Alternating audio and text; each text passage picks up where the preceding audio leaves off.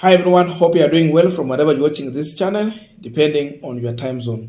Now, yesterday, the Azimio la Umoja coalition, in a press briefing, gave a public notice to Kenyans that starting from Friday, they are going to call for a massive public rally to get the opinion of Kenyans as far as the issue of removing the 4 IEBC commissioner from office is concerned. Raila said that he's going to seek for the public opinion, whether Kenyans are saying that the 4 IEBC commissioners should go or if they should stay in the office. So, Kenyans were anticipating to see the rallies kicking off from tomorrow, Wednesday. But surprisingly, the Azimio la Umoja team have come out with another new press statement from Stephen Kalonzo Musyoka's command center, indicating that they are postponing the public rallies. The meeting took place against the background of continuing rise in the cost of basic commodities, plans by the government to introduce GMO maize and seeds into our country, and the determination by the Kenya Kwisha administration to create an electoral body in Ruto's own image and after his liking.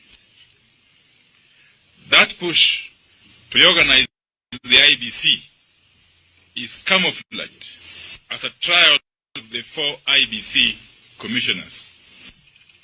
In view of these grave developments, the TG resolved as follows. 1. That the Justice, Legal and Constitutional Affairs Committee of the National Assembly hearings against the 4 IBC commissioners is a lynch mob, a hired squad, and an illegality with a predetermined position. We don't recognize it and won't recognize or honor its findings. Instead, we will fight it to the bitter end, in and outside the House. 2. We are aware that the product of the kangaroo proceedings in the name of JLAC is scheduled to be tabled on Thursday, 1st December 2022, and subsequently a special sitting of the House to sanitize the report is to be called on the 7th of December this year. This shows how desperate and insensitive the regime is. They are calling a special sitting not about hunger or drought, insecurity-related issues. Instead, they are focusing on petty political scores and 2027 elections. We appeal to the Kenya Kwisha administration to focus on what really matters for Kenyans now, which is the cost of living and not 2027 elections. The 7th of December 2022, due to the ongoing national examinations. We have listened keenly to the appeals of parents and our school-going children, and we have decided to obey their wishes. End of statement. Now, according to Azimio la Umoja, they are saying that parents and school-going children have reached out to them, requesting them not to disrupt the ongoing exams. And because of that, they have called off the massive public rallies so that they allow the students to finish their exams. But in my view, that cannot be the main reason why Railaodinga called off the massive public participation rallies. And on this page today, I want us to use this opportunity to check on the main reason why Raila Odinga, Kalonzo Musyoka, and Eugene Wamalwa have called off this public participation. But before we go deep into that, just a quick request. For those who are watching and you are not yet subscribed, please consider subscribing. Returning subscribers, thank you so much. And all our viewers, please give this video a thumbs up. Thank you, and back to our discussion. Now, for those who remember, after Raila Amolo Odinga gave an indication that he will be calling for a public participation rallies, President William Samoei Ruto responded to Raila Amolo Odinga. And if you could read properly the body language of the president and the way he was speaking, you could see a president who is already tensed. William Ruto was not comfortable with the rallies that Raila Amolo Odinga had called for starting from Wednesday. Ruto was not comfortable.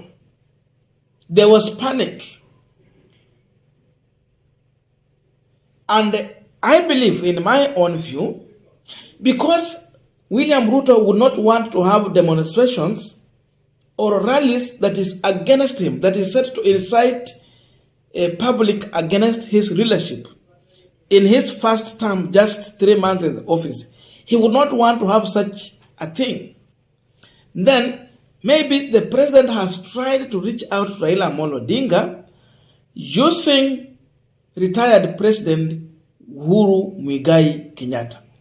I'm saying this because I know very well yesterday, and all of you are well aware, that William Ruto and Uhuru Kenyatta had a meeting yesterday, a one-on-one, for the first time from the time William Ruto took over an oath of office. This was the first time they were meeting. Maybe the president used that opportunity to speak, to reach out to Raila Amolo Odinga using Uhuru Muigai Kenyatta. So he might have spoken to Uhuru Kenyatta, urged them to reach out to Raila Amolo Odinga and call off these meetings. So Uhuru might have mediated between the president and Raila Amolo Odinga to try and bring peace, at least to look for other ways to negotiate on how to deal with this issue of the IEBC commissioners. This is the main reason.